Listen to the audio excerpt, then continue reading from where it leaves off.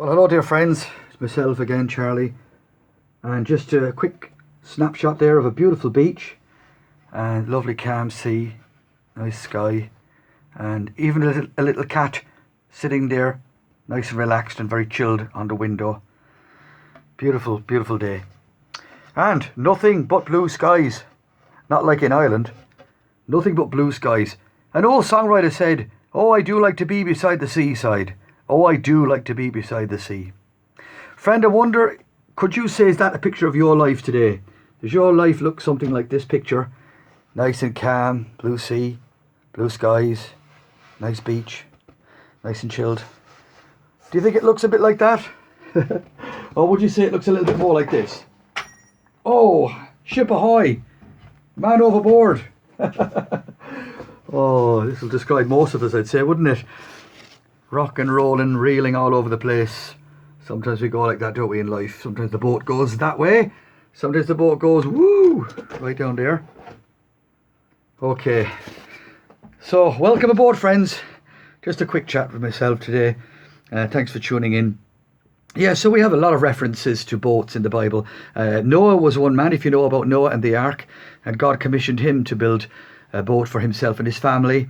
And if you trace the story back there into Genesis chapter 7 and Genesis 6, you'll see there that God was getting a bit annoyed with the way people were acting towards him on the earth and rebellious and so forth. And, you know, he was going to send a huge flood which would end up wiping everything off the planet, every living thing, every living creature, every man, every beast, everything from birds to you name it.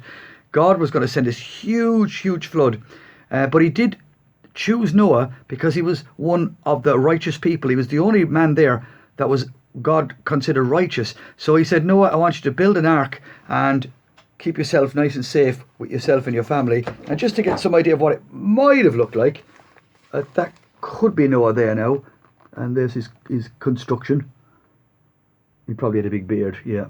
So there you are. And so there's one man that God chose. And he protected and guided him as well.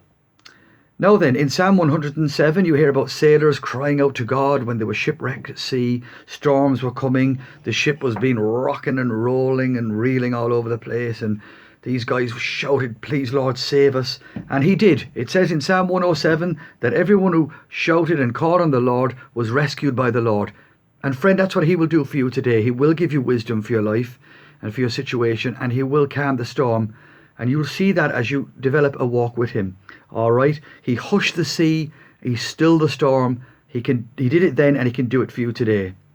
Then you hear about Jonah, another man who had a bit of a precarious encounter with a ship. The guys didn't like him very much, so they chucked him overboard. But again, God protected him by providing a big, huge whale. Whoa. And for 3 days and 3 nights, Jonah was inside that whale. And you know, sometimes God can do that with us. He can put us into places to give us a time to think about where we're going and maybe to come to our senses about some things and pray about some things and get back and get right with God again. And he did that with Jonah. Jonah was walking away from the Lord after God had sent him on a mission. But eventually he came around and he chose to obey God. So God will give you that strength today for your situation. Paul the Apostle was shipwrecked a number of times in the book of Acts, and you can read about his journeys in chapters 26 and 27 of the book of Acts. And God always guided him and the crew into a safe harbour, into a safe haven, a fair haven, and everything was very chilled there as well. God was able to speak into that storm. You hear about Jesus in Mark's Gospel chapter 4 when he was in the boat crossing the Sea of Galilee.